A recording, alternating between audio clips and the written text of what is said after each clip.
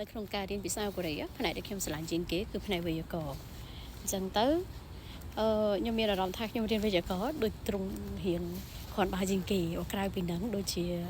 មិនសូវដែរទេប៉ុន្តែមកតាមក្រោយវេយ្យាករណ៍អញ្ចឹងធ្វើម៉េចបានរៀនវេយ្យាករណ៍កូរ៉េចេះសំណួរហ្នឹងមិនដឹងឆ្លើយថាម៉េចទេប៉ុន្តែបើឲ្យរៀបរាប់ពីបទពិសោធន៍ជាក់ស្ដែងរបស់ខ្ញុំណាពេលដែលខ្ញុំរៀនវេយ្យាករណ៍ហើយដោយបានចេះរៀនវេយ្យាករណ៍ចេះគឺខ្ញុំព្យាយាមយល់នៅក្នុងភាសាហ្នឹងតែម្ដងបើរៀនកូរ៉េគឺយល់នៅក្នុងភាសាកូរ៉េតែម្ដងអត់យកមកគិតជាភាសាខ្មែរអត់យកមកប្រៀបធៀបបកប្រែជាភាសាខ្មែរទេព្រោះបកប្រែអត់កើតដល់អញ្ចឹងខ្ជិលបកប្រែតែហ្មងហើយមានអារម្មណ៍ខ្ញុំច្រើនតែតាមដំណើរហើយអត់មានចិត្តមានះនៅក្នុងចិត្តទេចិត្តតាមដំណើរទី1ហើយនឹងអត់ចិត្តមានះទេអត់លក្ខណៈថាបញ្ញាប់ត្រូវតែដឹងថានេះគឺជាស្អីអានេះគឺជាស្អីណាអញ្ចឹងឥឡូវអត់ទេឥឡូវផ្សេងឥឡូវត្រូវតែដឹងអានេះគឺជាអីអានេះគឺជាអីឲ្យច្បាស់ប៉ុន្តែការរៀនដំបូងគឺភាគច្រើនខ្ញុំបោះបង់ចិត្តមានះចោលហើយគឺរៀនចំណាំច្រើនជាងអត់បកប្រែឲ្យច្បាស់ថាអានេះបកប្រែថាម៉េចអានេះបកប្រែថាម៉េចជាភាសាខ្មែរទេព្រោះអីព្រោះវេយ្យាករណ៍ខ្លះវាអត់មានផងដល់ពេលអញ្ចឹងយើងបកប្រែជាភាសាខ្មែរយើងមិនដឹងជានិយាយថាម៉េចទេដូចជាពពួកប្រភេទបរិវារស័ព្ទប្រធានកម្មបត្តិបរិវារស័ព្ទទាំងអស់ហ្មងនិយាយរួមបរិវារស័ព្ទទាំងអស់តែម្ដងអត់មានបកប្រែនៅក្នុងភាសាខ្មែរទេបកប្រែមានតិចណាស់មានបកថានៅឯហ្នឹងគឺមានតែអនិងអសទេឬក៏រោទេដែលថាឈ្មោះទៅកាន់កន្លែងណាមួយណាប៉ុន្តែបរិវារស័ព្ទមួយចំនួនអត់មានបកប្រែទេដូចជាបរិវារស័ព្ទប្រធានអ៊ីកាអ៊ឺនិនបរិវារស័ព្ទកម្មបត្តិឬអីហ្នឹងអត់បកប្រែទេដល់ពេលអញ្ចឹងនៅពេលដែលចិត្តយើងមួយគឺមានះចង់បកប្រែណាអានឹងបកប្រែថាម៉េចវាធ្វើឲ្យឆ្លោះគ្នា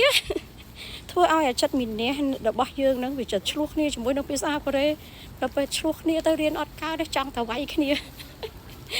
ចាតែដល់ពេលការខ្ញុំរៀនវិញ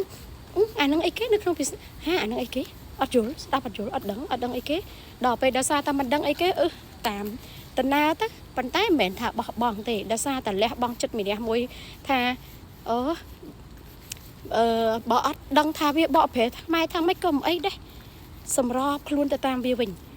ដោយតែយើងសម្របខ្លួននៅក្នុងការលំបាកណាមួយដែលយើងយកឈ្នះមិនបានអញ្ចឹងយើងមានតែបង្កើនកម្លាំងខ្លួនឯងដើម្បីឲ្យស៊ាំជាមួយនឹងភាពលំបាកហ្នឹងវិញណាដោយភាសាកូរ៉េអញ្ចឹងយើងអត់អាចយកឈ្នះវាបានទេពេលខ្លះអត់អាចយល់សោះហ្មងប្រយោគហ្នឹងមិនបានវាប្រើអញ្ចឹងដូចអ៊ីកៅនឹងដាក់មកធ្វើអីប៉ុន្តែដល់ពេលរៀនយូរទៅយល់ដែរហ្នឹងដំបូងអត់យល់មែនតែដល់ពេលដំបូងខំប្រឹងចំណាំវិញអញ្ចឹងណាហើយការរៀនដំបូងទៀតទោះជាចង់យល់ក៏យល់មិនចេញដែរអ្នកទាំងអស់គ្នាព្រោះការយើងរៀនដំបូងវាមុខងារវាតិចវាខ្លីប្រយោគវាខ្លីរហអានេះយកអានេះទៅប្រៀបធៀបអានេះក៏មិនបានយកទៅប្រៀបធៀបអានោះក៏មិនបានរៀនបានតិចមិនទាន់ដឹងថាប្រៀបធៀបណាមួយអានេះអាម៉េចអាម៉ាអីចឹងណាប៉ុន្តែពេលយើងរៀនបានច្រើនទៅយើងចាប់ផ្ដើមប្រៀបធៀបយកអានេះមកប្រៀបធៀបនេះនោះបានហើយចំនួនអ្វីដែលយើងសិក្សាឬក៏រយៈពេលដែលយើងសិក្សាឬក៏ម៉ោងដែលយើងនៅសិក្សានោះវាតិចពេកអញ្ចឹងទៅរៀនបាន 2-3 ខែដំបូងចង់ឲ្យយកអានេះប្រៀបធៀបអានេះហើយនោះអត់បានទេការប្រៀបធៀបនោះតើតែយើងមានព័ត៌មានច្រើនទើបយើងអាចប្រៀបធៀបគ្នាកើនអញ្ចឹងហើយដំបូងគឺខ្ញុំមិនសូវខ្វល់ថាអានេះបកប្រែខ្មែរថាម៉េចអានោះបកខ្មែរថាម៉េចទេបើគ្រូឲ្យដាក់អ៊ឺនលឿនតាមគ្រូបើគ្រូឲ្យដាក់អ៊ីកាតាមគ្រូហើយចំណាំសម្គាល់ហ្មងហើយបើសិនជាឬក៏ដាក់ឬតាមគ្រូដល់ពេលដាក់តាមចំណាំសម្គាល់យូរទៅស្រាប់តែដំបូងឡើយគឺសម្គាល់តែចេះដោយការសម្គាល់ដោយការចំណាំទេ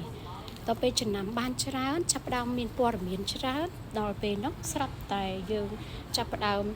ចេះសង្កេតបែងចែកវាបានហ្មងអានេះប្រើអ៊ឺនអានោះប្រើអ៊ឺអីចឹងណាអញ្ចឹងយើងមិនទាន់អាចបែងចែកអ្វីបាននៅពេលដែលយើងអត់មានព័ត៌មានអីផងទៅបែងចែកប្រៀបធៀបវាអត់កើតហ្នឹងហើយអញ្ចឹងត្រង់ចំណុចនេះការរៀនដំបូងបំផុតរបស់ខ្ញុំនិយាយទៅគឺថាចិត្តយើងហ្នឹងវាមិនសូវស្លន់វាមិនសូវមានះហើយមានចិត្តអំណត់អត់ធ្មត់ធម្មតាធ្វើធម្មតាគ្រូឲ្យរៀនថាមិនថាតាមគ្រូអញ្ចឹងទោះបីជាមិនដឹងថាបកខ្មែរថាម៉េចក៏មិនសូវពិបាកក្នុងខ្លួនពិបាកក្នុងចិត្តអញ្ចឹងព្យាយាមចំណាំឲ្យថាតាមគេដាក់អីយើងដាក់នឹង សភៅឲ្យដាក់អីក៏ដាក់នឹងហើយព្យាយាមធ្វើសភៅលំហាត់សរសេរឲ្យចាំដៃដល់ពេលយើងសរសេរចាំដៃទៅការសរសេររបស់យើងហ្នឹងដៃយើងហ្នឹងណាអញ្ចឹងបានគេថាដៃយើងនឹងឯងគឺសម្រាប់ជួយឲ្យយើងចងចាំអ្វីបានល្អគឺត្រូវការសរសេរទៅអាពេលដែលយើងកំពុងសរសេរហ្នឹងគឺវាភ្ញោចវាផ្ដល់ព័ត៌មានដល់ខួរក្បាលយើងបានគិតបានអីទៅយើងចាំអាហ្នឹងទៅស្រុងតែម្ដងចាំបានច្រើនតាមរយៈការសរសេរអញ្ចឹងហើយអ្នកទាំងអស់គ្នាគួរតែធ្វើសភៅ EQ check សភៅលំហាត់ធ្វើឲ្យបានគ្រប់មេរៀនទាំងអស់មិនថាគ្រូឲ្យធ្វើឬក៏គ្រូមិនឲ្យធ្វើទេឬក៏ទិញសភៅលំហាត់ជាច្រើនបើរៀនធ្វើខ្លួនឯងរៀនសរសេរច្រើនទៅគឺចេះច្រើនហើយ